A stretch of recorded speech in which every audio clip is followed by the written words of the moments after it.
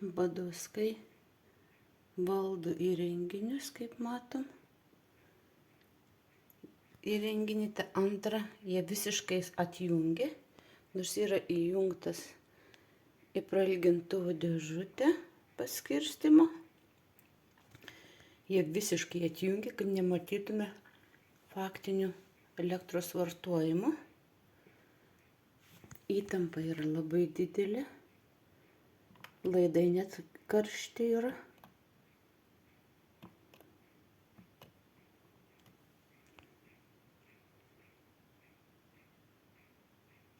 Badoskai visiškai valdo mūsų elektros laidą. ESO vadovai Žemaitijos regionų greičiausiai dangsto ir tarpininkauja Badoskams vagiant elektrą 14 metų. Policija dangsto, todėl kad yra korumpuoti, už ačiū šitokių dalykų nedaro, už šokoladų plytelį į kalėjimą žmonės sodina, o šitie asmenys Badoskai Dirkstelį 31 telšiai. Doviliai duktė gyvena Klaipėdos rajone, Klaipėdoje gyvena sūnus, Vilniuje gyvena Badausko sesers sūnus, Šiauliuose brolis, Klevų gatvėje pusseserė, kuri sakė turi ir negalę, kuri irgi taip pat prisijungusi prie manęs kriptovaliutų. Badauskams galimai moka pinigų už elektrą, kadangi iš manęs vagia. Pagrindiniai renginiai 252 yra būtent pas Badouskus Dirkstelio 31. Dėl to jums reikia daug elektros. Per 14 metų pakartotinai viskas tai yra daroma specialiai. Tyčia yra deginama, tai yra jau kleptomanija, piromanija, maniakai, nes visi elgesiai yra tyčiniai, gerai apskaičiuoti, tai yra maniakiški elgesiai, tą patvirtina ir psichologė, nes tik maniakai gali tyčiotis iš aukų.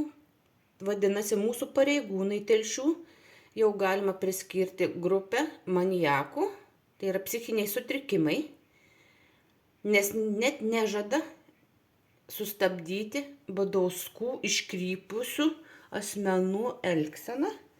Įsilaužė į namus, prisijungė internetą, laidas buvo atjungtas, tačiau telefonė vis tiek rodo, kad aš naudojuosi Wi-Fi, nors vaikams nebėra.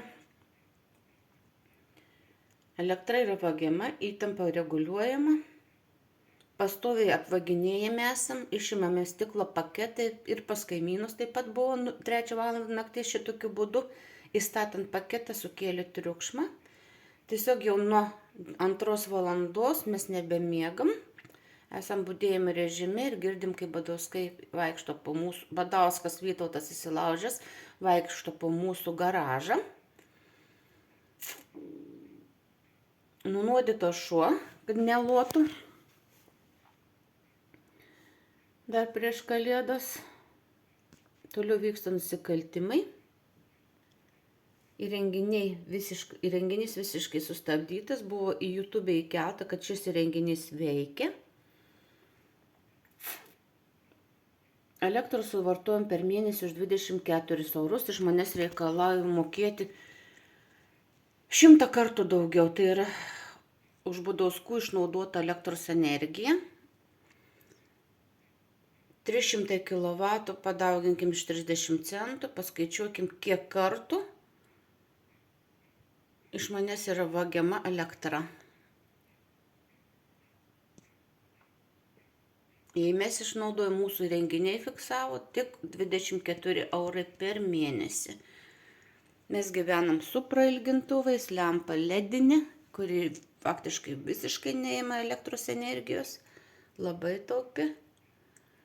Akvariumas, internetas, vaikų kambarį lempa.